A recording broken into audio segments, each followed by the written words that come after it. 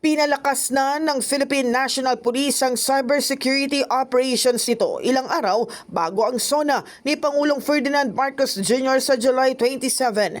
Inatasan ni PNP Chief Police General Jose Melencio Nartates Jr. ang Anti-Cybercrime Group na palakasin ng cyber patrols laban sa misinformation, coordinated influence operations, phishing at online scams. Kabilang sa tinututukan ng PNP ang proteksyon sa critical information infrastructure, paglaban sa disinformation at influence operations at maiwasan ng online scams at social engineering attacks. Ayon kay Nartates, mahalaga ang cybersecurity kasabay ng physical security sa mga malalaking national events upang maprotektahan ang digital systems at publiko laban sa cyber threats. Bahagi ito ng kabuuang security plan para sa SONA kung saan mahigit 20,000 pulis mula sa National Capital Region Police Office ang ide-deploy para sa seguridad, peace and order at kaligtasan ng mga dadalo, motorista at mga rallyista.